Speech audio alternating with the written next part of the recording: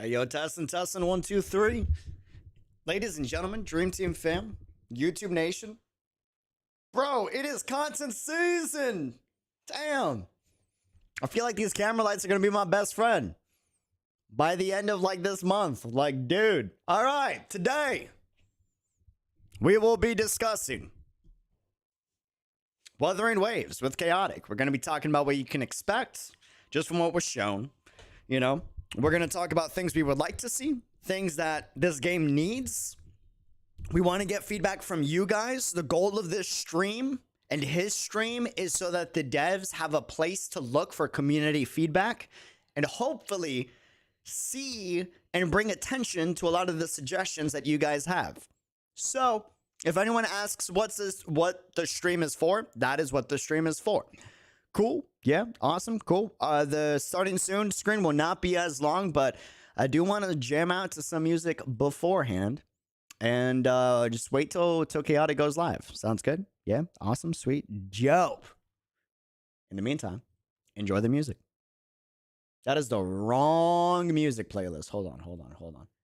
I was about to play my heavy copyrighted rap playlist. That is not what we can play. Sadly, I wish we could. There we go.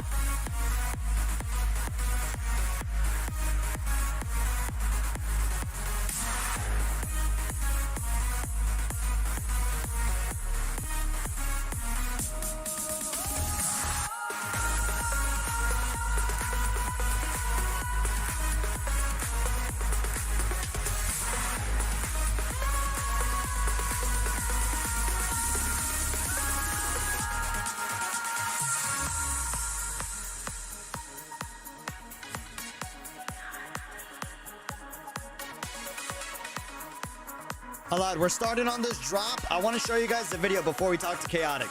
That way we're all up to speed.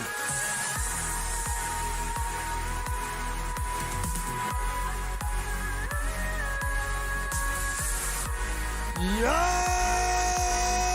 What is up? How we doing? What's good, Dream Team fam? Welcome to the stream. Quick start. I want to show you a video before I get on a call with Chaotic and we really hammer down on all the things that we want to talk about and bring up the stuff that we want to talk about. So, real quick, welcome to the stream. Again, just to recap, goal of this stream is to have a stream where the devs can easily find a lot of community suggestions, a lot of community interaction and talk about the upcoming title Wuthering Waves and what the people think, what the people want to see. That way, hopefully, they can take that, that feedback and apply it to the game, as it looks like it's still, relatively, it's not out yet. So, but before we do that, I want to show you guys what y'all can, what y'all should be excited about real quick. Why I'm so damn excited. All right. So let's start off with the CG. We'll go into the gameplay and we'll talk about it a little bit and then we'll give Chaotic a call. Sound good? Dope. Yes. Awesome. Let's do it. Vamos. Their element arrived without a sign. I've already seen this, by the way, reacted to it. My first impressions is up on the YouTube channel, and it got me so excited that I accidentally slipped a curse word. That's how excited I got. You should be excited too. Their element arrived without a sign.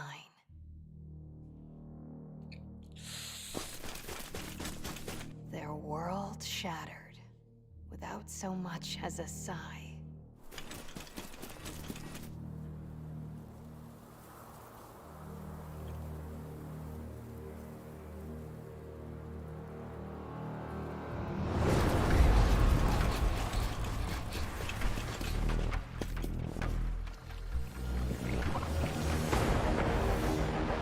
And I'll show gameplay in a second.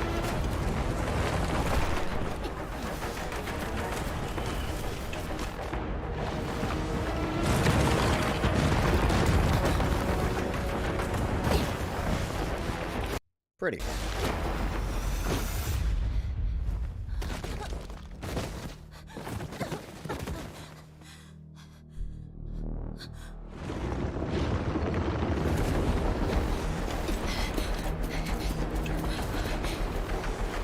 There's a rumor that the girl is Yan. Interesting.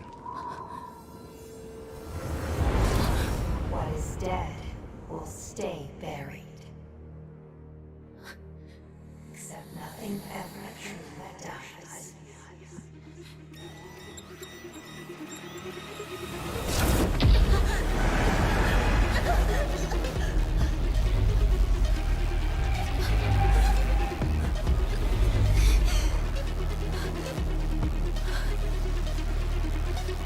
Which part of you will you save?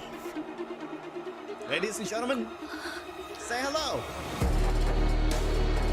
to Kuro Games' newest title, an open world story focused What's game. left untouched by all this pain? Wuthering waves. Let the echo be heard. Also, here's the gameplay, just to show y'all.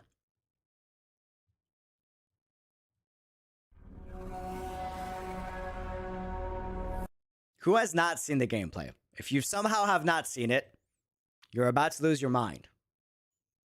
You're about to lose your mind. This is the gameplay of the game. Bro, I lost it.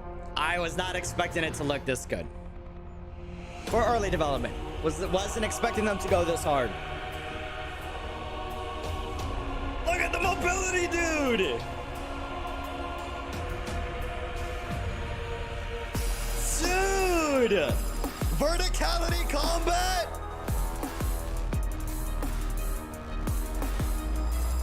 Check out this guy, he's my favorite. The ninja's sick too.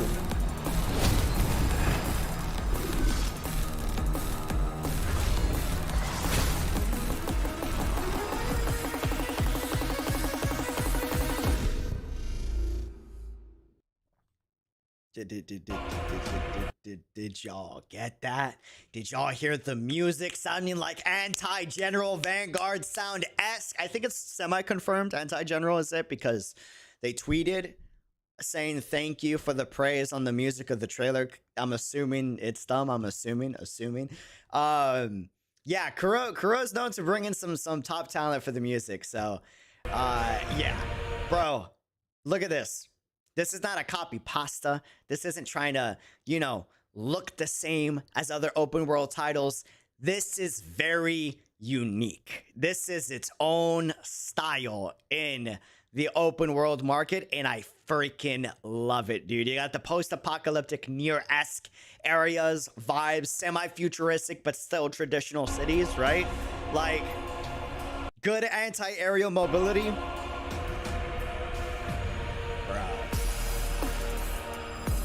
PGR combat in an open world.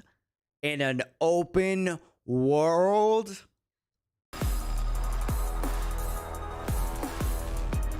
Dude.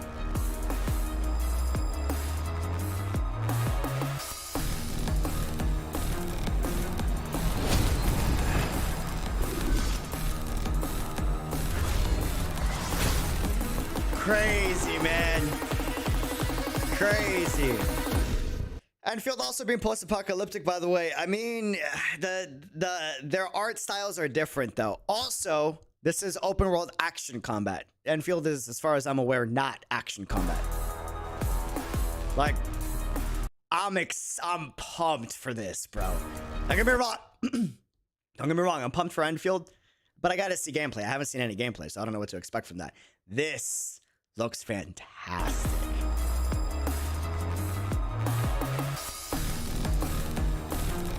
Dude, like a fast-paced ARPG in an open world like this, dude. I mean, hold on, let me make sure I can call this guy when he's ready real quick. Discord be bugging on me. I did a ton of stuff, uninstalled it, reinstalled it, hoping it works. I think it'll work. Dude, I mean,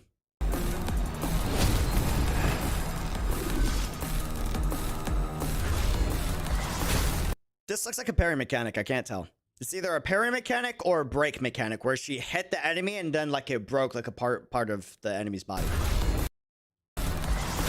Right there. You can see like ice visibly fall off. Right?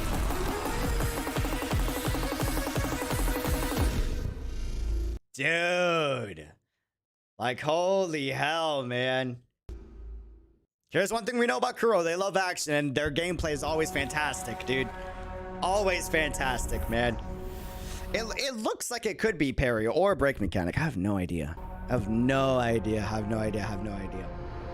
Never thought I'd actually see a PGR like combat in an open world. Dude, listen, Chaotic can tell you in our Discord calls, we knew about this coming for a hot minute, right? Dude, listen. I was the guy that was like, Kuro's making an open world. I gotta see it. I gotta see it first. I gotta see it. I don't think they can pull off PGR combat in an open world. I don't think they'll go that far. Brother, they're going for it. They are going for it. They are going for it, dude.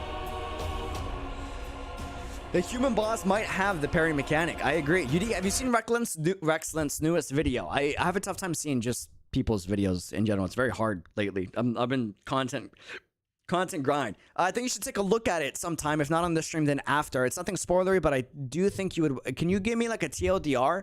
Just because a lot of people, it's not just Rexlent. A lot of people covered this game, and I realistically can't like click every single video reaction, and you know. But if you can give me like a TLDR, that'd be fantastic. A lot of people are broken down and like discussed about this game, so I got to be like selective with the time because we are a little bit limited. But yeah, man, like you can run up a wall. You can backflip and then get like your little, you know, wire bug like string mechanic to bring you a little higher, right? Like, dude, fantastic. Looks like you have like an assistant like support unit, I think.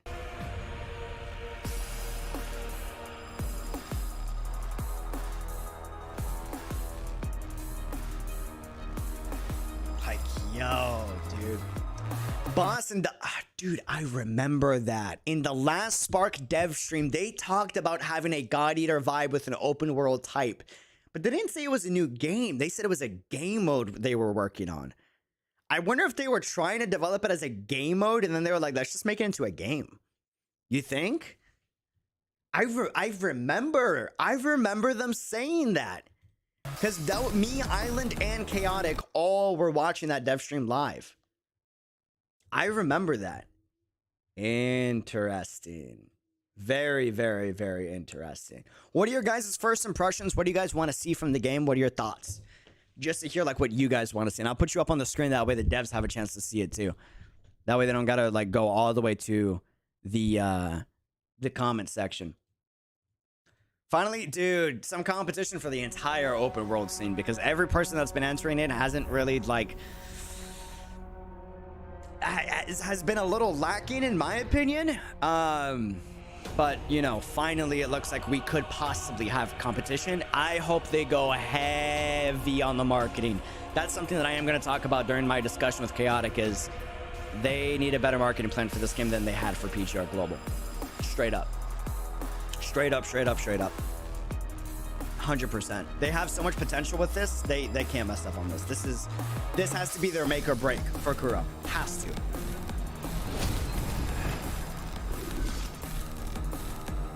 Has to. Remember the 2.0 anniversary dev upstream? They said that they were preparing a large-scale project and people assumed it was a game mode too. Yeah, you're right.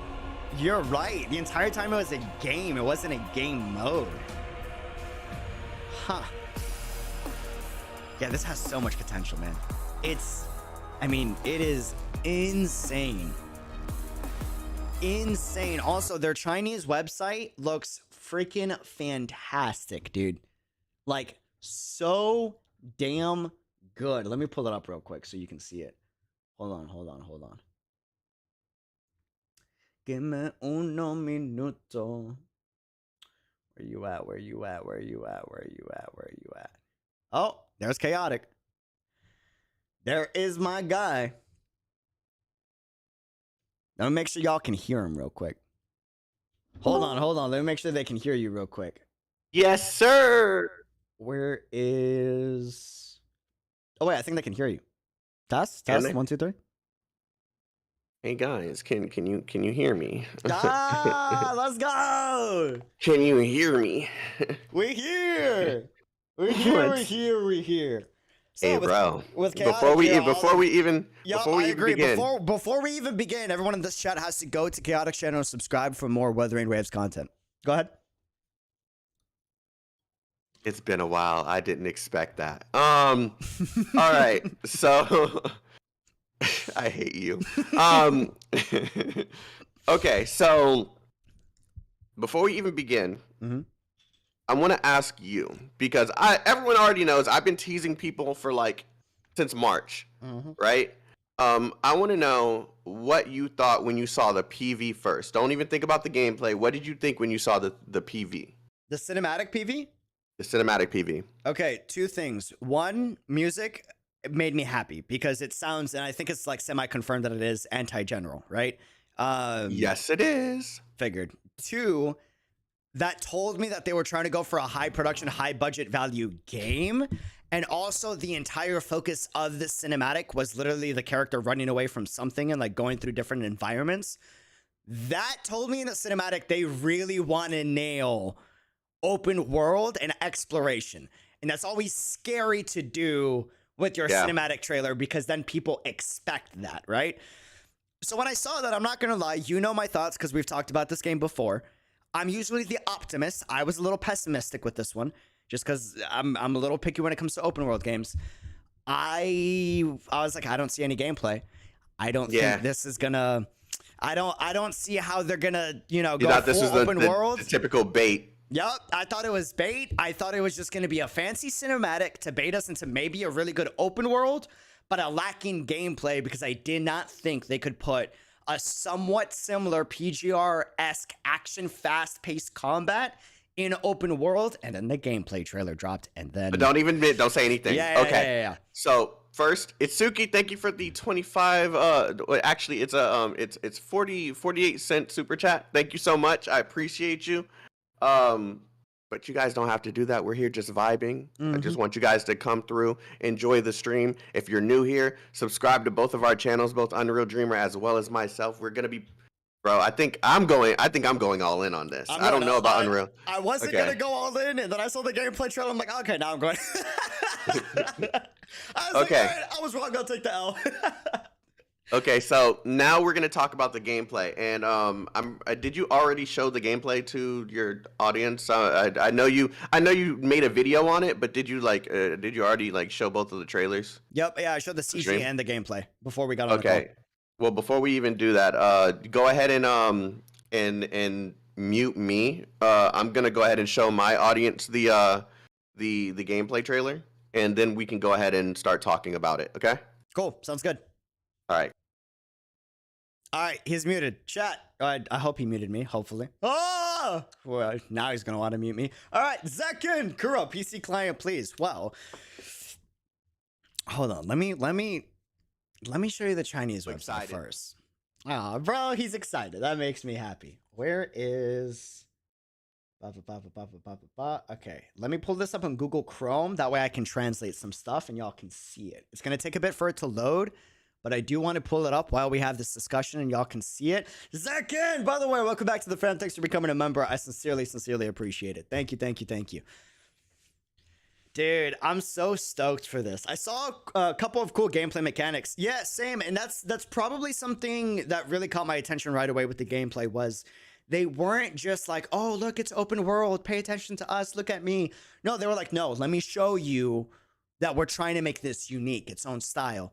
Here's the gameplay. Here are mechanics you don't typically see in this industry's open world games, right? So I like that. I like that they weren't trying to like, you know, mimic another game open world style or even their color palettes, their artistic style. It's more near-esque. It's more PGR, semi post-apocalyptic with sci-fi elements that we love from Punishing Gray Raven.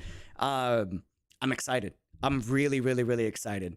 And I'm waiting for this website to load. We'll see how this goes. But I'm begging for a PC client. Hey, hopefully good news is they're marketing this in English. Now, I know some people are like, oh, I saw some comments saying that, oh, they don't like Chinese or Japanese anymore because it's being marketed in English. And I'm like, no, they posted the video on Bilibili, actually. That's not true. Also, they're just doing that, I think, to showcase that they're trying to release. This is an assumption, but they're trying to release the game somewhere near around the time that the game actually releases for global. They're trying to hit like the whole unmute me. Okay, sweet. Hello, Moshi Mosh. I've been sitting here talking to your ass. I can hear everything you're saying. I'm like, bruh. Oh, and by the way, I think you should alert your stream that this is probably going to be PG-13. Could I cuss a little bit? This is going to be PG-13. Okay, cool. Yeah, just let them know. I don't want to get you in trouble. So, all right. So, just to give you guys a deep dive, there's a couple things that you guys are kind of curious about. The very first thing that I keep getting comments about is this a simultaneous release? It appears that it is. We don't have confirmation yet. I've seen more evidence that it's leaning towards a simultaneous release than not. But the thing is, it has been trademarked, and I'm probably going to miss some of these because I'm going off of the head. But it's been trademarked in the U.S., the UK, Japan, Korea, China, France, Indonesia, Australia, and am I missing any? Philippines. And I think that's all I can remember at the moment. So it's been trademarked in all of these places before they even announced a single thing. And usually the way that these games work is they'll trademark it in their country, sometimes in the US as well, just to protect their IP, and then they'll just release the game in China, and then couple months later to 2 years later, they release the game in the global market. So this is the very first time since Genshin that we have seen something trademarked everywhere before they went ahead and announced the game. So, get ready for censorship? No, because there's nothing to censor. You guys just simply, if there's anything that is that you guys feel might have been censored or may not, you'll never know because they're releasing all the same content across the board. That's the whole purpose of releasing something simultaneously. There will be no discrepancies between the content. So, if there's anything that you guys simply don't feel is going to be censored, you'll simply never know. So there's nothing to dig for. There's no censorship that you should be worried about. It's simply going to be the same game across the board. Now since I've already shown the trailer, I want to know what you thought of the gameplay trailer. Then I'll talk about what I thought. Then we can go ahead and get into what we see in the trailer and how some of these combat systems will work. You guys see me looking over here because I'm looking at his face and he's delayed. So yeah. So for me, I said this in the reaction, but bro, Kuro came out freaking swinging in that damn trailer. And the biggest reason why is typically when an open world, when a game company showcases an open world game, whether it's in the mobile market or the anime market, their first few quote unquote gameplay trailers is just the character model running through all of the environments. That's it. And you might see like a normal like slice attack and that's it, right? They were very specific with, We're going to do that. But first, we're going to show you the unique environment styles that we're going for that is different from the competition. And then they went to the characters and they were like, we're not just going to do a little slice. No, we're going to show you, hey, there's verticality in our combat. You can run up the walls. You can use a little like string bug like type of mechanic and then go into a glider and then plunge down. There's also what looks to be like a support unit type of like character, right? Yeah. And the best part, the combat is fast paced. Yes. And that to me is what sold me, because PGR, you know, we've played it. That's the big thing why we love the gameplay of PGR, and the fact that they're attempting to keep that for this game. It's their specialty. It's something they're comfortable with. It's not something completely. Oh, they didn't just take their PGR battle system. They literally said, how can we turn this up another like 5 notches? Yep. And the thing is, bro, people have already picked up on this. The wire bug, the umbrella, the verticality in the in the battle system, simply being able to be in the air and do combination attacks to the ground, and then bring enemies back up into the air. Like, there's parry mechanics. There's so much here that they obviously learned from the mechanics and stuff that they implemented within PGR and said, how can we do this in an open world setting? Now, I don't think this is going to be a ping system like we had before, where we had orbs and we just mashed the specific orbs and meshed them together. I think this will be a bit more traditional on like the button settings, because I don't think it's really possible to do like an orb system in an open world game with all these different controls. Agreed. But also, I think you may have picked up on this. Did you notice there was no character switching? Yes. They didn't switch characters once. Yes. Okay. How do you feel about that? So at first, I was complaining about it, like on my own off camera, right? And then I rewatched the trailer. I am okay with it if they weren't baiting me with that support unit. At what point? It could be bait, but at what point in the battle, the katana girl, who's very beautiful, I might add, was fighting some enemies, and then this rock golem appeared, knocked up the enemies for her, and then she like dashed towards it, did a combo, and then brought them back down to the ground. This on top of being able to run up walls, backflip, air dash, and the string bug, and parry and break mechanics. If we really have a big variety of mechanics and attacks like this, that is okay. I hate to compare, but it is kind of like, if they go for like an Elden Ring-esque style where there's different features, there's going to be a lot of comparisons in this stream. You're completely fair to be to use comparisons, even with Genshin Impact. We're just going all in with this, okay? Yep. Okay.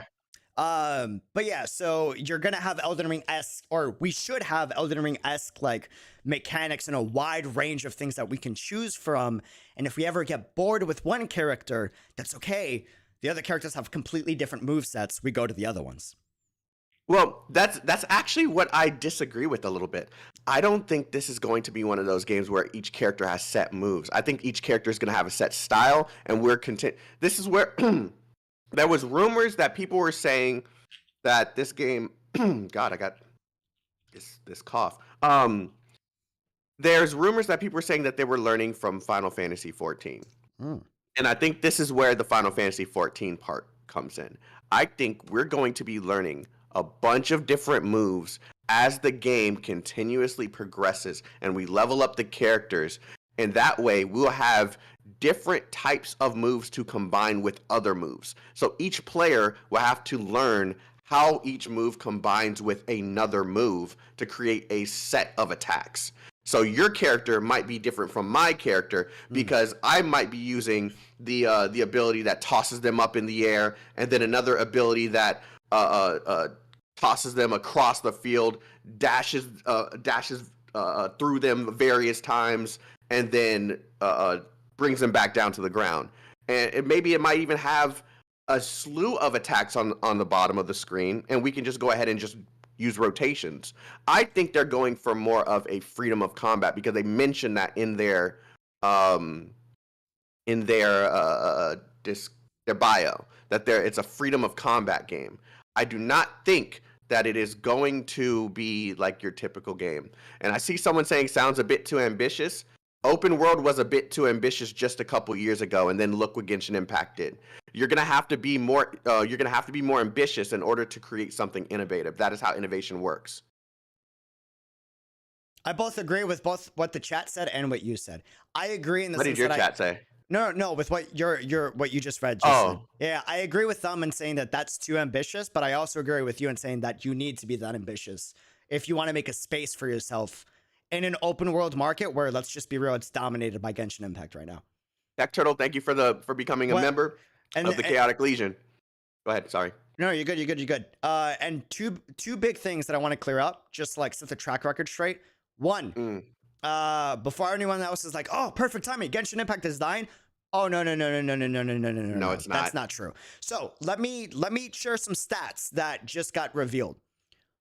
4 million people got a statue that is only possible by playing the entirety of the last event in Genshin Impact.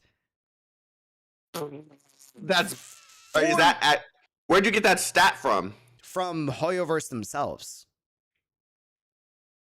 Jesus Christ, are you serious? Yes. Also, there has been a slight drop off in players, but if you look at the overall graph in the past 4 months, the current concurrent players that are still logging into the game is still the highest it's ever been.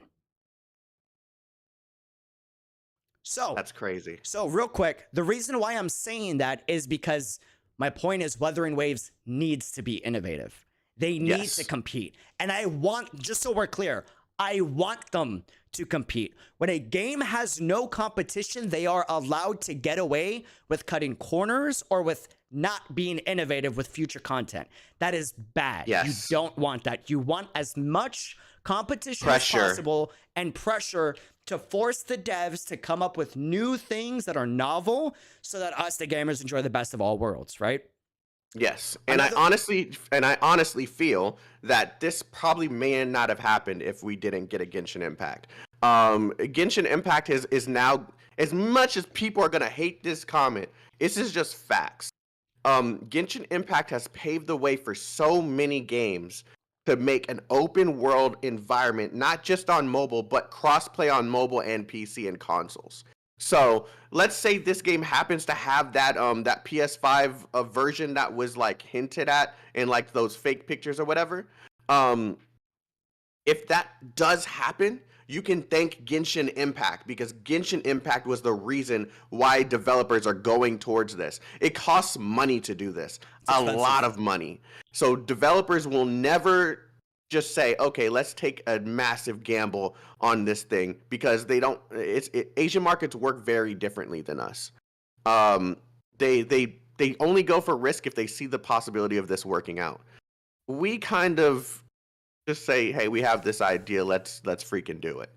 So I honestly do feel that we're going to be seeing a lot of innovation. Okay, I can just say this outright. This isn't the only game that I've seen. This is one of 3 games that I saw that we should be excited for. Yeah. So, and Unreal knows what I'm talking about, because I've already been telling him about some of these games. So, by the way, just two things that I got to set the record straight on. One, for everyone that continues to doubt how many contexts Chaotic has, I mean, y'all can keep doubting. Like, you don't have to do that. You don't have to do that. You can stop. You don't have to do that. Just let them take the L every single time. It's fine. So the other thing that I will also talk about is, and this is a separate topic, someone in the chat said, well, if it's the devs of PGR, just pay money and you'll win, just like in PGR. Real quick, I like to use him as an example because he's both someone that's challenged this notion a lot. 𝙃𝙖𝙩𝙬 is the best example that I can give. I was about to say, I'm trash at this game. Don't do this. No, 𝙃𝙖𝙩𝙬 is the best example that I can give because he's done 2 things. One, he was a super Leviathan whale. Sorry. I mean, come on, let's be real, man.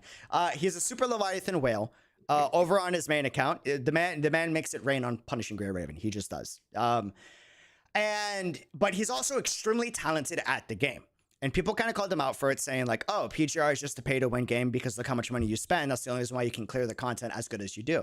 So he came over to the global market when the game released in global. With completely free to play and trampled everybody, bro. Dude. Do you remember? Do you remember when the Babel Tower? No. That was a group of people that were commenting in his videos, literally telling him he could not do. Yep. It was Babel Tower. You're right. It was Babel Tower. Was Babel. Telling him that what is it? Babel? Is it Babel? What is it? I think it's Babel Tower. I'm pretty sure. Okay. Babel Tower is literally the one thing that showed Rexland ain't come into play. Dude literally hopped on a free to play account, showed how you can use every character in the bro. He shredded these guys. They had to apologize. It wasn't like your normal YouTube commenters that were just in here and we're just not going to answer. They felt so shitty that they had to respond and say, "Okay, we were wrong." We were wrong, yeah. Bro, dude was like, and he did it so seamlessly, bro. He did a video showing how good he was. And it wasn't just a completion that he showed. He showed a video of how he did it. So for people that don't play Punishing Gray Raven, the best analogy that I can give is consider this like an end game, extremely hard difficulty, like floor level dungeon where the enemies in each floor has different buffs and you have different debuffs. The higher the difficulty you go, and you get more points the more you clear, right? Did he max everything out or did he just choose? I don't remember this part. Did he max everything out or did he just go ahead and choose like enough? He got enough to get a ridiculously high score, but here's a comparison. So when that Babel Tower came out, when that super hard difficulty mode came out in Punishing Gray Raven, this is related to Wuthering Waves because I'm trying to set the record straight to show that this is a dev team that usually is, as long as you're skilled enough, you can clear all content. So right. When this mode came out, I was a super whale at this point in the game. At this point in the game. Listen. I was a super whale at this point in the game. I didn't stream it because I didn't have time to stream it, but I played this on my own. Listen. I've seen his account. He's not lying. I got trashed. I got smacked.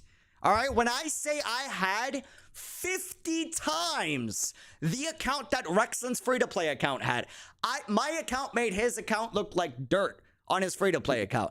And he beat me by like probably five, like not even an exaggeration, 5 times the amount of progress that I was able to get on my Super Whale account. So I'm saying that to set the record straight.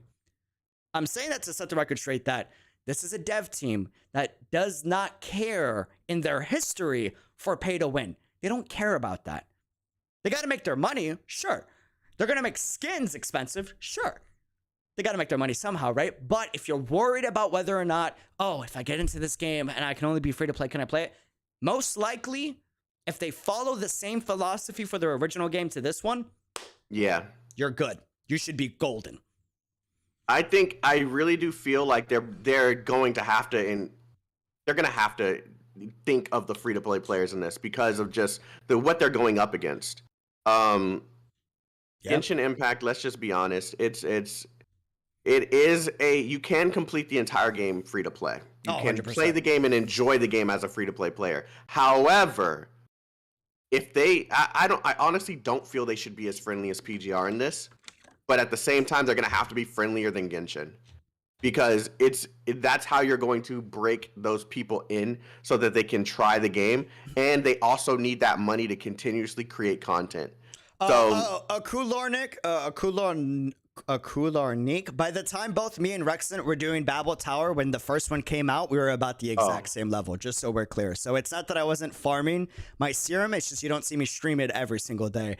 Like, again, Rexland just smacked me.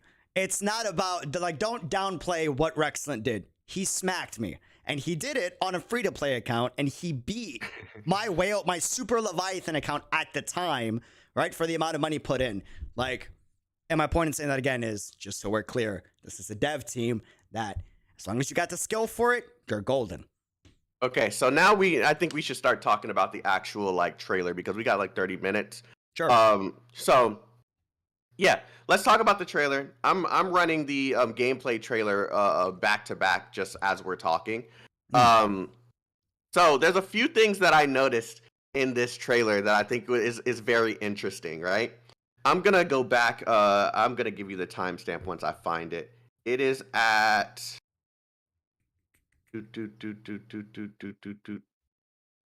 21 seconds. 21 seconds. It's something on the character's back. 20. Oh. Okay. You notice in the trailer, right? They had they had this thing flashing. Yeah. I think this is gonna be one of those games where whenever there's some sort of calamity, gourd, is that what it's called? A gourd? Okay. Yeah, it is a gourd, yeah.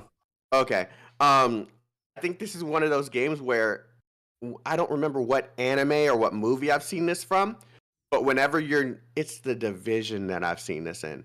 Whenever you're near an enemy, it flashes, and it'll let you know that something is coming towards you, whether it's peaceful or not. It'll probably glow green. It'll probably glow red.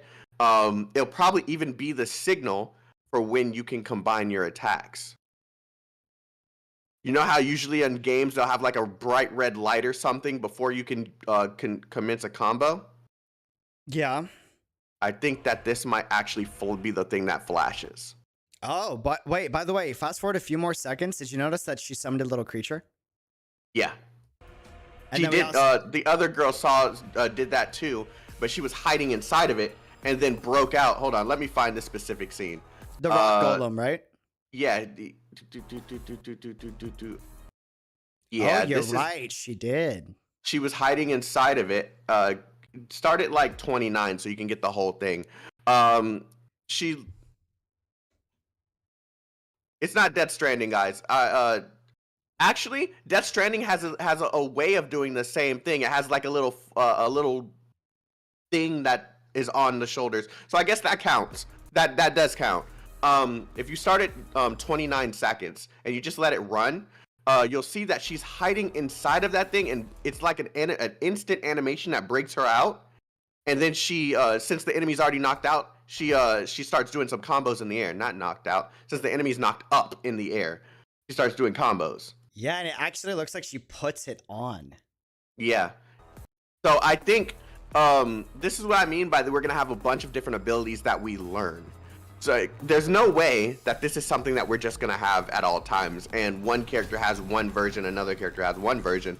Right. I think that we're going to be learning these abilities as we go. I think this is probably going to be a game that mixes some MMO elements, but in an open world, single narrative type of story. Now, who knows? We could both be wrong here, and this could actually be an MMORPG, but there's no signs of this actually being an MMORPG just yet. Agreed. There's so much MMO-esque stuff that could work. I'm gonna use this game even though I absolutely hate this game.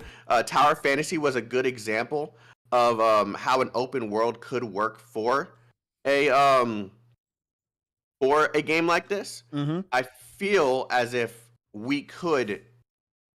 they could execute the open world thing with the verticality at the same time, and it'll work just well. It'll work really, really well. Agreed. Also, one thing that a lot of people were scared about was uniqueness in classes, and I think they have a right to be scared, just because when you go to the website, you only really see like sword-esque users. One thing that kind of like quells that fear a little bit is the second person after the katana girl. He's Green. like, huh? Are you talking about the girl in the green? Or are you talking about the girl in the black? Or are you talking like each one has a distinct color? Yeah, the blue one, right after the blue one that uses the golem. Okay. Yeah. Guy in the what black. About her? Guy in the black suit right after her. Oh, and you talk about earlier in the trailer. Okay, hold on, let me find it. Right at 35, if you pause at some of these frames, he's summoning blades that move around him with certain attacks. So he's like a blade weaver. And that's really unique, and that's something that I'll give PGR credit for. They like to do levitation, like blades and levitating cannons, and some of their characters, like Liv, for example, and Punishing Gray Raven. They like to be very unique with their attacks. Hold on, let me see if I can. Well, for people that don't know Punishing Gray Raven, one of my favorite unique characters that they've made gameplay-wise was 𝙃𝙖𝙀𝙀𝙀. Oh, that is so sick. I'm looking at it now. right? She The uses blades. she uses a long flute. At the end of the flute, it's bladed so she could use as a sword. And as she attacks, she creates clones that then mimic the next attack or ability that she does. And they are known to try to do very unique classes and attacks and battle styles. That's not something we should be afraid of. If they slack on that, just being honest with you, that just means that they got lazy, because it's not something that would be new for them. It's something that they've always done. I honestly do think, though, the fact that there's blade users, they're only showing the blade users, I think that this is probably going to be a multi-class pick your character game. Each character is good at everything, but they do everything differently. I disagree You with get that. what I mean? Yeah, You do? I do. I'll take the opposite stance. Okay, cool. I think that if they do happen to go down that route, like let's say the girl with the blue on, right? Yep. Let's say in this trailer they showed a katana, but what if they showed in the next trailer her using like dual daggers? But each character has their own abilities and their own ways of using those abilities. So if that's possible, right, then not only is that freaking ambitious as hell, but that's unique to this game, and it's going to be very hard for anyone to rival the combat that they could have in this kind of game. Agreed. An open world game with you being able to make up your own skills pretty much. Because if you have that many abilities, you're essentially making up your own combos. You know, it would be fun if they did go with like a combo mixer. I don't think they'll be that ambitious, but if they did, We're just having fun here, bro. But I really do want to go that far. I want to see if they're going to, like, even if it's like each weapon has 4 abilities, right? Each weapon has 4 or 5 abilities, and you're able to. Ooh, what if it's weapon switching? I don't think it's weapon switching, and the only reason why I say no is because, I mean, they could, but they would have to. I'm assuming this is going to be a gacha game, but if Of course, right, they have to make their money somehow. If it is going to be weapon switching, that would mean that they would focus all their gacha on the weapons themselves. Well, no, I don't really agree. If they make that part the farmable part, the characters are the gacha, right? Mm-hmm. We get one character. Let's say you get the girl in the blue and the guy in the black at the beginning. Sure. And they go through a whole tutorial. They give you the girl in the black as the third character that you'll obtain. If we're right about them not character switching in battle, then that gives us 3 different styles of characters with each various types of attacks. Now, I don't think they're going to have 1 million attacks each, right? But if they have, like, let's say they have that Final Fantasy bar at the bottom. Sure. 4 of those attacks are dedicated to a sword. 4 of those attacks are dedicated to a set of daggers. 4 of those attacks are dedicated to summons. So this one character is focused on swords and daggers. Male character focused on daggers and guns. Another character, daggers and just have various different attacks for each character. They all have different styles, and they all have different attributes for each one of those weapons. One could be a buffer. Another one could be focused on attack power. Another one could be focused on support. Each character would have their own viability, and we'd have that open combat that they're flexing in their bios. Sure. Maybe. But Maybe. the only issue with that, though, is if they have too many skills per character, even if when a new character comes out, it changes up how the skills get used, the player base won't be incentivized to then gacha for the new character because they're taking so much time to master the original one. You think that would be a problem? From a financial Mastery? No, not mastery. From a financial standpoint, yes. There needs to be some type of incentive to roll for the next thing. Oh, I get that part, but Yeah. you're saying your rebuttal was that they would be too worried about, or they'll be too busy mastering to want to pull on the other character. If they have too many skills, not too busy mastering, but they'll be too busy trying to perfect all of the techniques if multiple weapons are allowed per character. Like, because if you have a sword user, and then let's say you have, I don't know, a dual dagger user, right? And then like 4 other weapons, right? Per character. If someone, because the way like these games typically work is you get attached to like a few set of characters, right? If you get attached to one character and you have all these weapons, why would you feel incentivized to go for the next character if you have such a variety of weapons you can switch to keep things constantly fresh? So I think realistically, like from a I mean, that would be great. I'd be over the moon if they did that, right? But, no, you're making sense. That's why I got quiet. You're making sense. I'm trying to put this all together in my head. Yeah. I think that what they could be doing though is they might make it so that if they do go the route where you can grind for certain skills, please don't make it a skill gacha, but if you can go where you can grind for certain skills, that would be sick. And it would kind of make sense with the trailer, because in the trailer we saw 2 different characters summon different type of summons. So do you think this is going to be, I still think this is going to be very combo influenced. That's one thing that I'm willing to fight for. But it's just how they're going to execute the combo influenced combat is what I'm trying to figure out. Yeah. Okay, so you're thinking that they might have one dedicated weapon with various skills. Is that what you're trying to say? Yes, my best example that I can give, and I'm going to compare a lot just because that way I can give good analogies. That's fine. I told you we're comparing this stream. It's fine. 𝙃𝙖𝙪 Impact 3rd APHL, whether you like 𝙃𝙖𝙪 Impact 3rd or not, look at that skill tree system. Every character that you have available in that game mode unlocks new skills and new combos. And then, oh yeah, depending on the support unit that you're using, you end up unlocking even more attacks if that support unit has chemistry with your main unit, the character that you probably gotcha'd for. Yeah, you're right. And that would be sick. And if they do that, you would still be incentivized to roll for the next character because you want to explore all of these new combinations, right?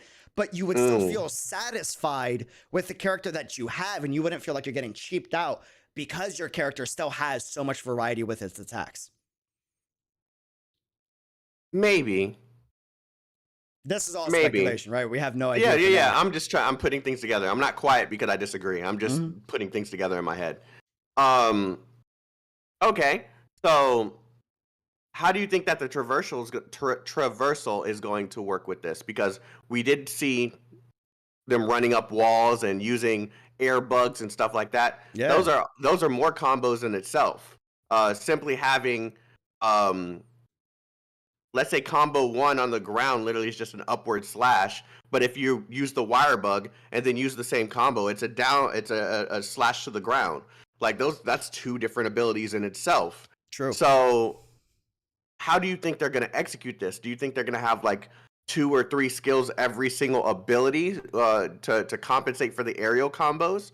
That's more like DMC-ish, Devil May Cry-ish in a way. Dude, yeah, you're a genius. By the way, Zani, welcome to the fan. Thanks for becoming a member. You're a genius. So what if they made it so that so far what we've been shown is we have, I was corrected, by the way. She doesn't use a katana. I think it's, guys, what is it? Is it a taiga? It's a different type of blade. I forgot what it's called. I was corrected in the comments. I'm not well versed in this. Yeah. You're better than me in this. So, I don't know. The swordswoman we have, right? We have the guy that was a sword weaver or a blade weaver that would summon flying blades and attack with him, right? And then the third person we saw was a dual dagger user, it seemed like, that had ninja-esque style movement and was very acrobatic, right? Chat is saying Itachi is what the blade is called. Cool. What is it? Say it again. Itachi. Itachi. Oh, I was about to say. So hear me out. I think you're a genius. So what if they make it so that, you know how you were saying technically the air plunge is considered an attack, right? Yes, it is. Literally, they're not going to attack if you're going to only have one ability in a set. Right. And you apply the aerial combos to that set, then you essentially have 2 abilities. So what if, since the ninja-esque character is more acrobatic than the other 2, you either get a speed passive buff with movement, or you get either bonus damage because you're moving through the air faster, or less damage when you make a plunge because you have a smaller blade, versus the Itachi character that jumps in the air, has a huge blade, comes down, plunge damage is going to be higher, and there might be passives that make sense for that type of combatant. Well, wouldn't that... Okay, so then that would encourage that we still have character switching. Exact. Well, not necessarily. It would just encourage that you would want to try out different characters, and each character gives a different feel to the mobility, since mobility is a big focus they have in this trailer. And then that's also... There may even be 3 attacks per ability. Because I'm seeing the perfect dodge mechanic. There has to be counters. I'm so curious if the girl on the ice turtle... Blue. Blue? I mean, I just call them by the colors. I call them by their colors. Fair. Blue, I'm so curious if she's parrying the boss or if she's breaking the boss. It looks like a parry, but it also is breaking. That's what it looks like. I knew you were going to say that because someone else said the same thing. It looks like it's a parry, but into a break.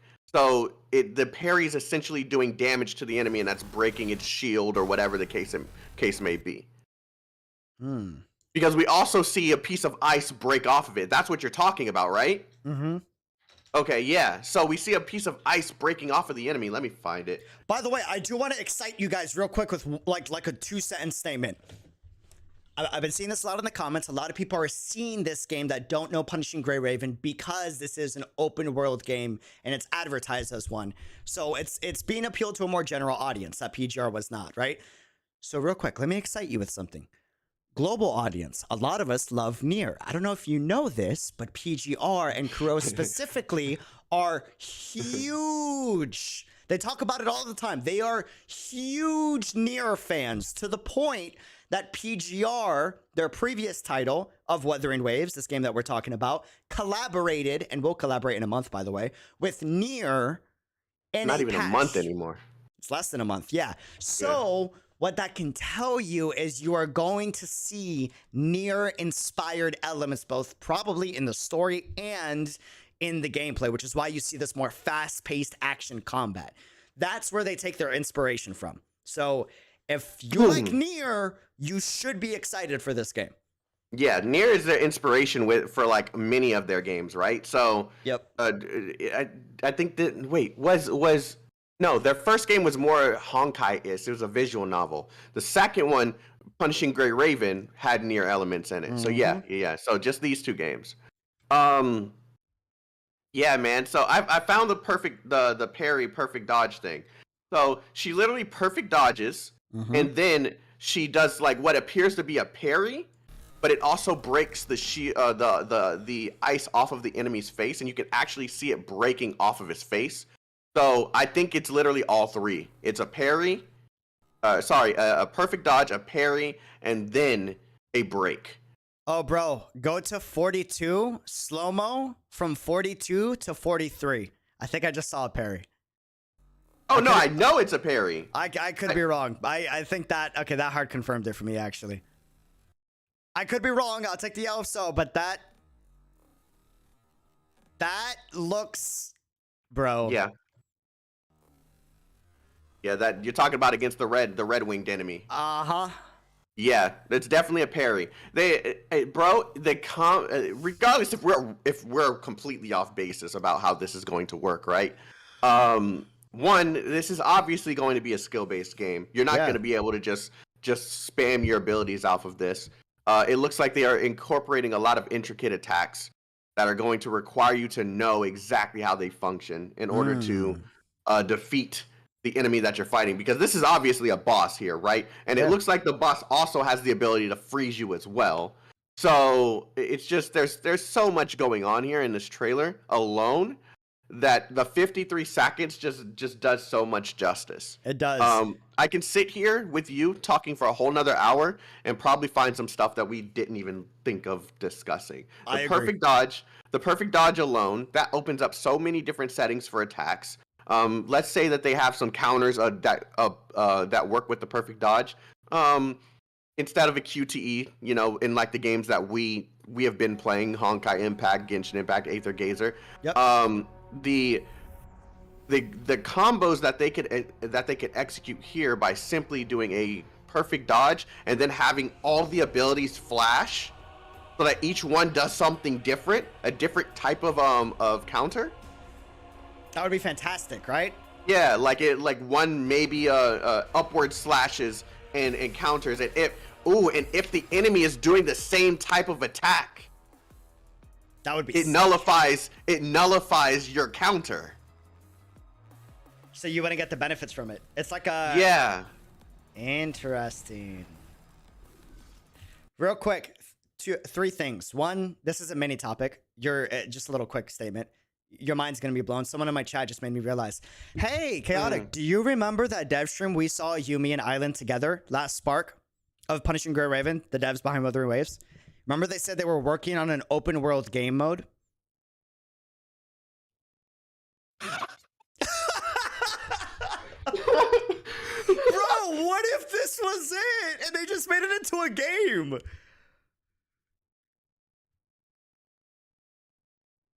They literally just tell us about this and we just let it just fly for like months. How long ago was that? That was a long time ago, brother. We haven't seen that stream in ages. You're kidding me. Did they really just... Can someone find that for me? And I even remember them saying it was supposed to be like God Eater inspired or something. Oh my god, yes. And everyone was saying, what if it was the turtle that they showed? What if it was the turtle that they showed in that? Oh man. That's funny, dude. Okay, real quick. Two things I do want to say. One, this is important and it's a big topic, so I do want to talk about it. Okay. I'm gonna call Kuro out right now. And again, this is nothing against you guys. I am saying this just because I really want this game to succeed. I have worked with a lot of game companies. Chaotic has worked with a lot of game companies. We've seen what works and we've seen what doesn't work, and gamers have seen what works. I'm gonna go so that Kuro can, like, if they do see this, they can see the chat. Gamers, not just streamers, but gamers know what works and what doesn't work for the most part. One of the biggest reasons why PGR didn't garner nowhere near as amount of the attention as it should have gotten. One, it's a niche game. Oh, yes, please say it. Yeah, go ahead. One, it's a niche game, so it wasn't going to become mainstream, but it should have gotten way more attention than what it did. Marketing. Marketing is 100% a reason why PGR didn't get the attention that it should have. Exactly. The money, and I'm gonna go ahead and say this. Us as content creators, our job, yes, we want to make money off of this, right? We want this to be sustainable for us. So when they do deals with us to promote games, yes, it's absolutely incredible, right? It helps us out. But if you're not going to market your game, then all the money that you spent on the content creators is absolutely useless. There's no point. There's no point. Yes, there should be content creators that you use to promote. And yes, I understand that it may make more sense to use like a bigger content creator and a small content creator and just have a couple of those instead of a bunch of different creators in one group. I think 100% they should focus on their marketing first. And then after they're done with their marketing, go ahead and include us. Yes. We are more than happy to help promote the title. We all have our audiences. We all have people that are interested in watching us specifically. But they need to have their marketing in place. So real quick, Akuda, I'm saying your name wrong. 125, my guy, 100% correct. Listen, Kuro, this is, again, yes, all creators are trying to get the bag, like, surprise, right? Obviously, but I'm giving genuine advice. Your priority, I've seen this with 6 other games that I can list right now, and it's all worked when they follow this, okay? Your priority for marketing should be show off your soundtrack in PVs. You did this, you didn't do it hard enough. You need to promote this through social media. You need to sponsor specific videos that showcase these PVs with creators that are not big. It doesn't matter about the size. Stop worrying about the size. They could be small or big. They Yes. must be specialized in showcasing that PV. And I'm going to stop you there because there's something that you do very freaking well, and don't you interrupt me when I say this. Unreal Dreamer does this thing where he talks about just the freaking music. And he sits there and he analyzes it and how it applies to the gameplay, and no one else is doing it. All right? That alone is good marketing material. You're not promoting your own freaking music. So why not get content creators that will do it for you? And then you have content creators like 𝙃𝙖𝙩𝙬𝙧, who are literally the epitome, he's the epitome of intricacy. He makes sure he understands the abilities and how the combinations work. Get him for content that specializes in combat sufficiency. That's great marketing. And then you get a content creator that is just casual, and you get him last. I'm the casual one. I don't need to be someone that you pay from the jump or even focus on. What you do is you focus on your marketing first, and then you get someone like me afterwards so that I could just showcase the game. That's my job. So we have content creators that specialize in each one of these things, but you need to make sure your marketing is intact so that we can do our job effectively. Yes. Again, your priority should be you need to properly market your own content. You must make lots of art. You must promote artists. Listen, artists are underrated. I'm not just saying this because I love them. I'm saying this because I see how much attention they draw on the global market. You must promote talented artists to create art that are famous in the anime niche market. Then you need to promote your own PVs. And then what you do is you sponsor music creators that specialize in anime music content. My best analogy I can give is Amelie. She's extremely popular in the anime English singing music content creation market, to the point where even Hoyoverse has hired her for a few times, both to review, both and to cover. They know that the music is important. As much as people don't really pay attention to go and look at any reaction that you've seen from me, Unreal, Kodla, MG, anyone that is doing anything Honkai related or PGR related, and go and see how they mention the music. Yes. Music is important. It's so important. It's everything. And you don't need to up your music budget. Your music is fantastic. It is. It's amazing. You just need to promote it better. That's all you need to do. Your gameplay, what you specialize in, Kuro, is unique mechanics in combat, and you don't follow the typical fantasy happy-esque story that then goes dark. You go dark right away. That is your strength. That is not a weakness. Appeal to the people that will actually like your game. Do not try to appeal to a market that will not like your game, because word of mouth is everything. You want your audience to fall in love with this game, so that and God they then promote forbid, everyone. do not try and mimic Genshin Impact. Holy crap. There's too many games or too many studios. Everyone in the chat knows who I'm talking about. I'm not going to say it. There's too many studios that are trying to be the better Genshin Impact. Stop it.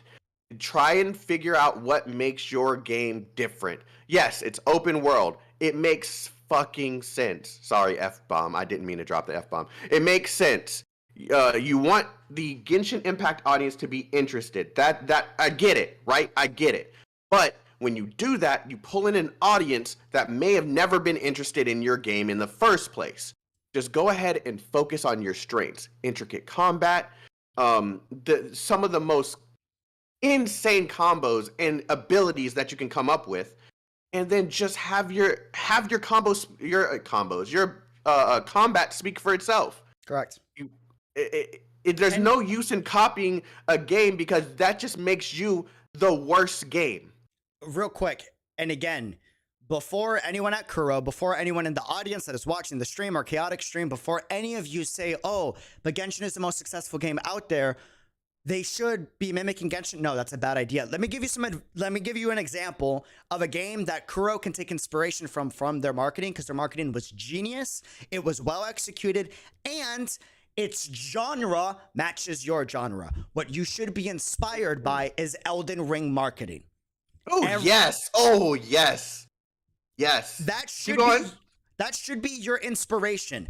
Elden Ring audience has exploded, and guess what? They are not happy fantasy and then dark like Genshin is. They are right out the gate a very gruesome, dark, edgy, open world styled game that is high difficulty and great soundtrack. What do all these things sound like? A typical Kuro game, PGR, and now the upcoming Wuthering Waves. That is the type of marketing that you need to go after. I don't know a single person, and correct me if I'm wrong, anyone in the chat. Even Rexlet went and played Elden Ring on stream. Elden Ring is a game that I can see any PGR player playing, and even though they're very different combat systems, one's more slower, focused on dodging, focused on making sure you know the abilities of your weapons and what weapons work against what boss, while the other one's fast-paced, combo intricate. Bro, they both work together very well because of the fact that they still focus on one thing: difficulty. Exactly. Oh, that market, you hit the nail on the head with that one. I'm obsessed with marketing, bro. I love studying it. So yeah, so that makes a lot of sense. If you're trying to go after a crowd, don't go after the Genshin crowd. Go after the Elden Ring crowd. Go after the Elden Ring crowd. That's the crowd you want. Also, Colonel Crotch super chatted twice. Bro, I saw your super chat. I promise I'll read everything before I end stream. Don't feel, if I miss it, I probably didn't miss it. I'm just waiting for the right moment to talk about it. Don't feel pressured to spend again. But fun fact, Maxor's Elden Ring, bro, you just answered my question I've been trying to figure out. Fun fact, Maxor's Elden Ring video actually brought a lot of new players into PGR lately. He used Hikari during Verdansk's Bass Battle. Chaotic, this answers our damn question, bro. We've been trying to figure this out for weeks. What? Do you remember I called you like 2 weeks ago and I was like, bro, all my old PGR videos are getting a ton of views lately out of nowhere, and they've been dead for months, and I can't and we've been trying to figure out where they came from. Was that because of another content creator? Another content creator apparently made an Elden Ring boss battle video, and they used Hikari soundtrack from PGR during the battle, and people asked where it came from, and he said it came from PGR, and that's where these players and that's where the views are popping up from. Maxor, thank you for the views. I appreciate it. And I've been trying to figure out where everyone's been coming from. It's from Maxor community. What's up? Yeah, you guys don't realize how small things like that actually do help the content creators like us. Like if let's just give you like a good example, because I'm gonna use big content creator names so you'll understand. I don't know who Maxor is, but I'm gonna definitely look him up after this. Let's say PewDiePie decides to play not Punishing Gray Raven, Elden Ring. He plays Elden Ring and then he uses music from 𝙃𝙀𝙀𝙀 Impact. Everyone who's interested in that music from 𝙃𝙀𝙀𝙀 Impact is going to look that stuff up, and they're gonna find us. Yep. So it helps out to just do little things like that. So whoever Maxor is, I'm gonna look you up after this. And what kind of content does he specialize in? Well, they were saying that he was doing a lot of Elden Ring content, and that he actually generally likes to use Vanguard OSC, which I love. For those that don't know, Vanguard works a lot with Punishing Gray Raven, the developers of Wuthering Waves, which they also work with Anti-General, which has collabed with Vanguard, if I'm not mistaken. Yeah, it's fantastic, man. Fantastic. Oh, fantastic. It looks like he's a variety streamer. Well, shout out Maxor. I appreciate it. Thank you. Streamer, variety content creator. Sorry. Elden Ring, Monster Hunter World, Metal Gear Rising, Final Fantasy 15, Yakuza, Bloodborne, Genshin Impact, He's Doom. cultured. The man plays only good games. What? Devil May Cry, the Cyberpunk. Of course, everyone tried to hop on the Cyberpunk thing. It just failed. Yeah. This is subscribe. I'm gonna check him out. Oh my lord, bro! His edits are crazy. Yeah, it's kind of. Did you see the second thumbnail for the Monster Hunter World? Dude. Oh god, that's so exe memey. But yeah, so the last thing I want to talk about before we go, because we're kind of over time, I wanted to talk about the character designs. Okay. Go ahead. Yeah, this is something that you spend a lot of time on, and we talk about this off stream usually with PGR. Character designs are very important for a game, not just the weapons, but you got to make your characters look good.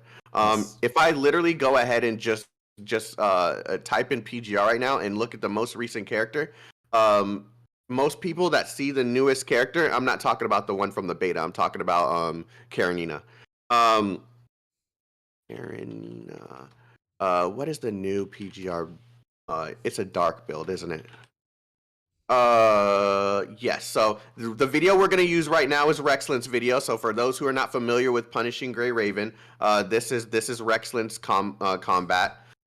This is the type of combat that we can expect, at least to some degree, in Wuthering Waves, right? Yeah.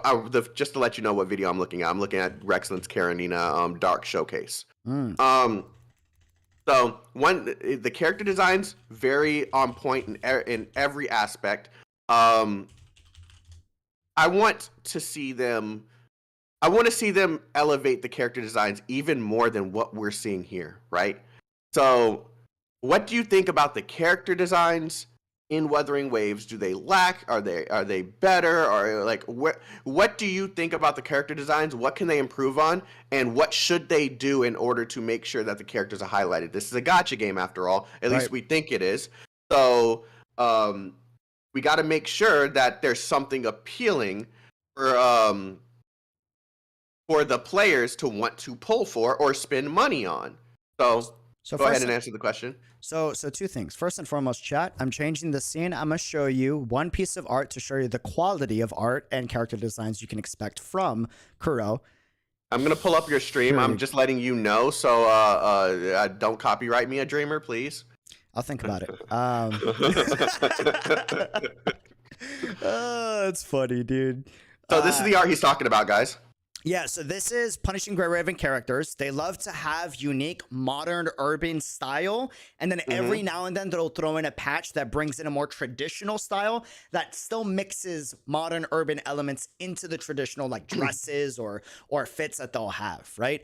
Now, one thing that PGR specializes in is they will tell you where the mental state and personality of that character is by the highlight character they use or highlight color they use for that character. For example, Lucia typically has red accents. Liv is like just tinted out with pink all over.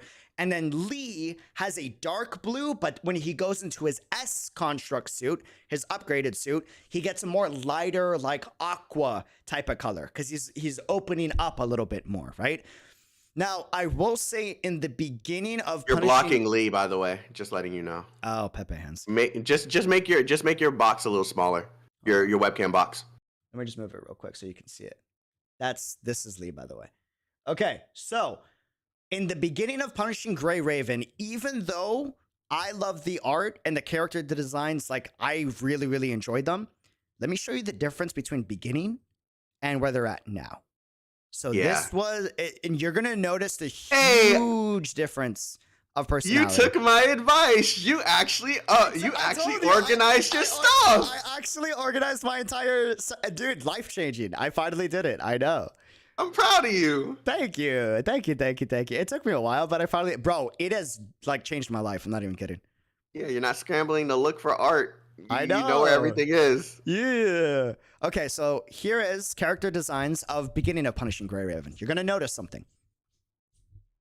Desync? Yes, he's desync because I'm looking at his stream. There's a delay in between. There's no way we're gonna be able to sync this, guys. You just gotta have to deal with the desync. It's fine. It's fine. So this is some of the art when the game first came out. The art I showed you in the beginning was later in the story. You're gonna notice something.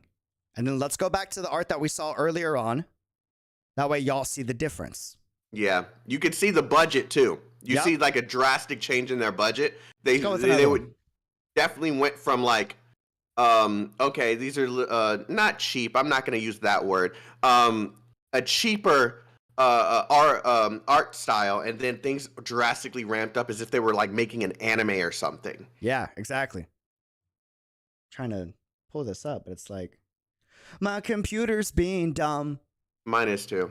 I'm actually following your advice. I'm probably going to buy a laptop for editing.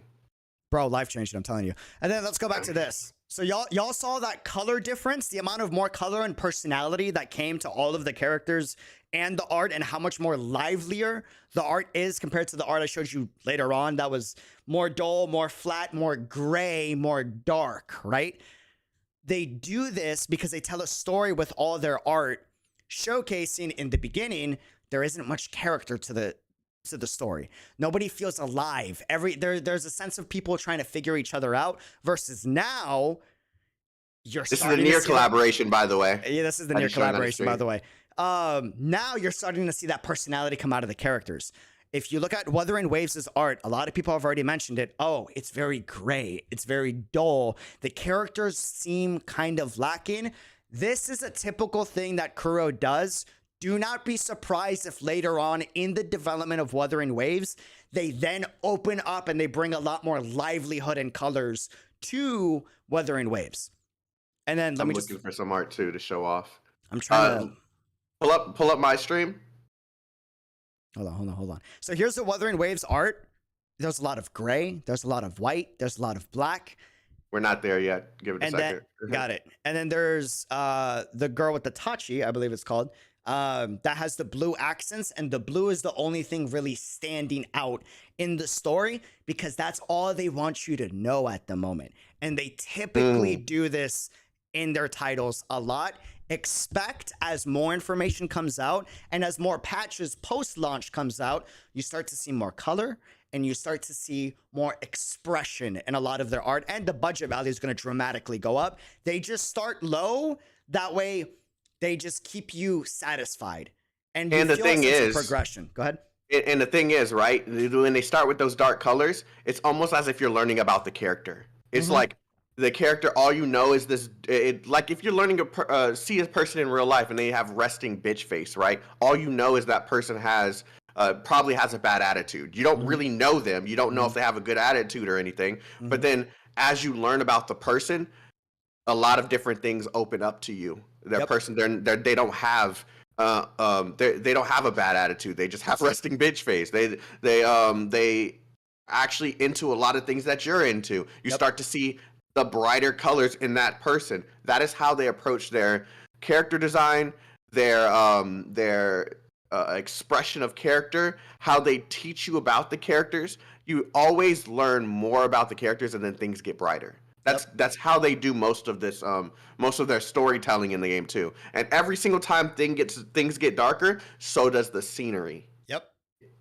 They are huge on this. If you look at their cinematics recently, their cinematics also do this as well. Yeah, I saw that the rumor is Yan Yan for the character name, but you got to wait for confirmation on that. I think they could just using code names probably. They like to do show more than tell. I agree. Last thing I want to talk about. I really got to nail this home. Kuro, the only thing that didn't bring as big of an audience to your Punishing Gray Raven game, it's not because of the game. It was your marketing.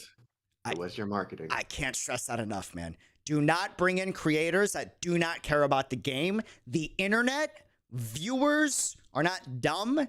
They can tell when their creator, because it's their creator that they watch every single day, is genuinely excited about something they're sponsored by versus something they're not excited about, because they watch us every day. They get used to like our facial expressions and they're like, oh, he did that, he's really excited. Or he looked more excited about. People literally could tell when I was starting to lose my spark in PGR. Yeah. People could literally tell. And it wasn't that the game was getting bad. It was just that we knew everything that was coming and we knew what to do with it. It was just like, that is the best part of this being a simultaneous launch, because there's not going to be a single content creator that just knows what's coming next and how to build and how to make sure your character is built the correct way. We all have to learn this together. There'll be people that learn it quicker than us. Yeah. But it's just going to be great to have that fresh take and worldwide. Bro. Also, they hired very famous voice actors for Punishing Gray Raven, but there wasn't much voice acting in PGR. If your bio on your Twitter page says this is a... Oh, jeez, he's going to do this. Bro, I'm sorry, I got to. If your bio on your Twitter page says this is a story-focused narrative that is open world, I know it's expensive as hell. I'm sorry I'm saying this. I probably shouldn't be saying this. But the more voice acting you put in the game, the more of an audience you're going to keep. That doesn't mean you have no chance if you don't do voice acting. Your story writing is already fantastic, but you will bring a much bigger audience the more you invest in your voice acting. Also, you did that a lot nicer than I expected you to.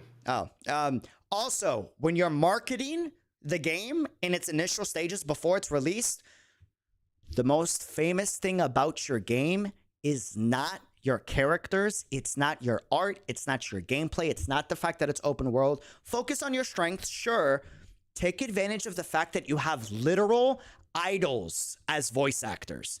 If you bring in, or you bring back Yui Ishikawa, who is the Japanese voice actor of Lucia, who also voice acted Violet Evergarden and Vivi, right? Listen, you should celebrate that. Announce a beloved voice actor, Yui Ishikawa, is going to be voicing this character. The internet will lose their minds. Whether they like the game or not, they will retweet, they will spread. You're right. They'll be like, yo, we need to check this out. My favorite VA's in here. I have to see it. Take advantage of that. You're right. Yeah, and there's a reason why most of these studios literally go on Twitter and say, hey, this character's being voiced by this person. You gotta like go all in on this marketing thing, man. Yes. Go all in. And if you want us to be a part of the marketing plan, then you got to make sure we do things right for your game. I'm not saying control how we do things. I'm saying if you see a strength that we can apply to your marketing, reach out. Like, help us help you. We want to show the game off. I'll tell you that right now. I've literally... I'm gonna reveal a little bit of something. I've been annoying the absolute F out of our Kuro game contact ever since I found out information about the game. Yeah. She has no idea how I got the information I got. And she's just like, bro, I can't talk about this yet. Please stop. Like, she's like, I can't talk about this. Stop, please. Also, if I mean, regardless if the game is good or bad, if you just, you put in Miyuki Sawashiro or Yui Ishikawa in there, like, even if the game's bad, I might still check it out. Just saying. I guess it's safe to say, and I think we can use this as a closing statement for us being on the same stream together, and then you can just kind of break off and do your thing before you go back to whatever you planned on doing. I want to say that they already have the attention of the masses right now. Yes. There's me, small content creator just trying to grow off of these mobile games. There's you. I still consider you relatively small. I'm pretty sure you would do the same thing. I agree. But then there's the big content creators. How are you going to get their attention? And then how are you going to use that to make sure that this game is publicized the right way?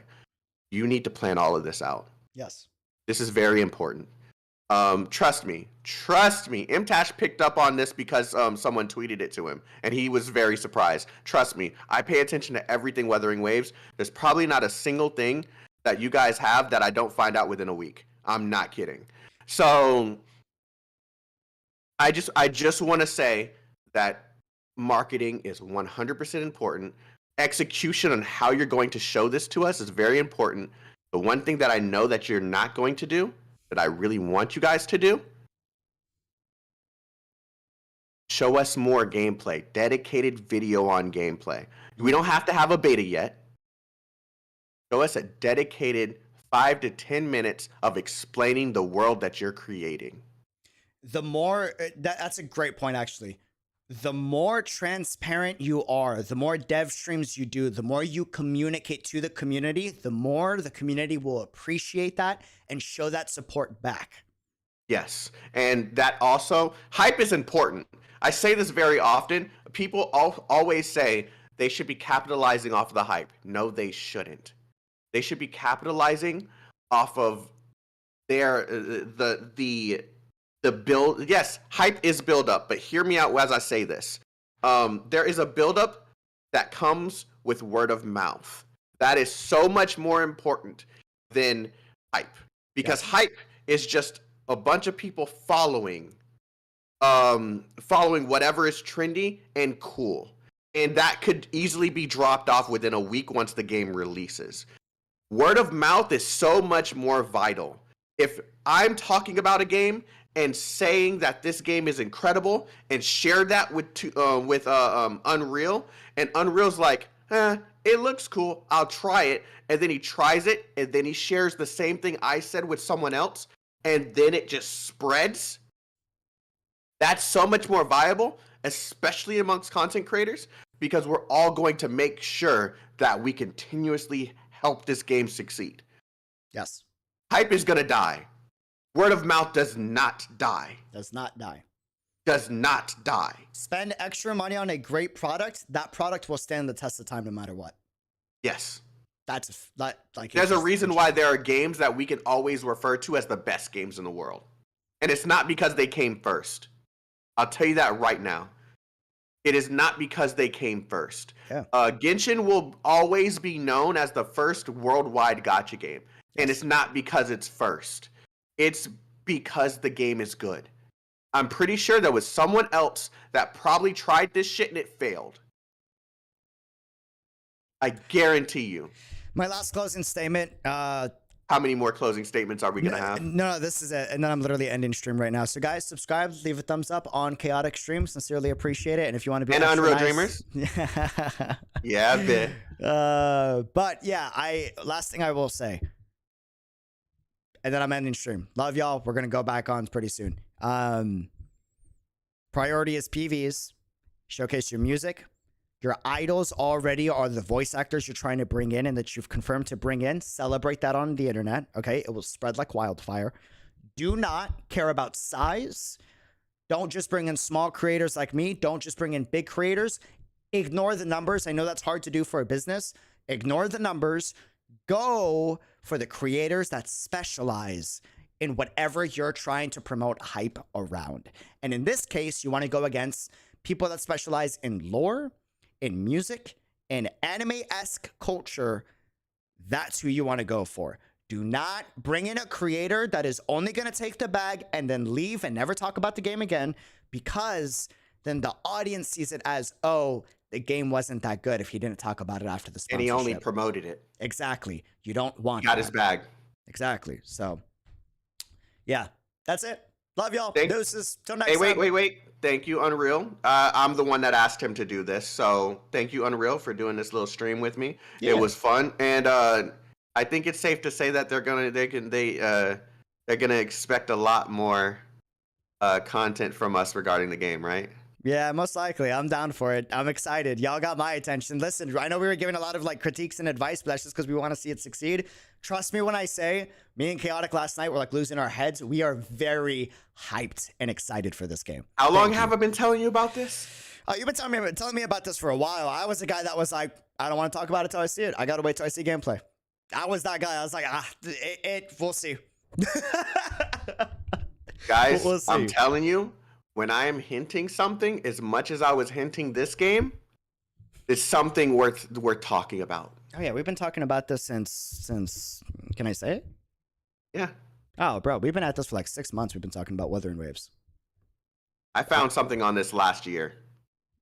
Oh yeah, I remember you saying that, but I didn't want to believe it until I got more evidence, and then you showed me more evidence afterwards, and I was like, oh, okay, this is legit. This is nice. This is nice. I got information about this game last year. Yeah, I remember that. I've been holding stuff from you guys literally so long. And the moment that I found something that was not sus to talk about, yo, the June shit was so funny. Oh, man. All right, Unreal. You can go. I'm going to talk with the chat just a little bit longer, and then go. I'm going to end. All right, I like it. Thanks for joining the call. This is love you, my dude. You ugly mofo. I love you too, bro. Peace out. All right, well, guys, Love y'all. Deuces. Till next. I'm gonna go live again in like, what time is it? Hold on. It's 10:20.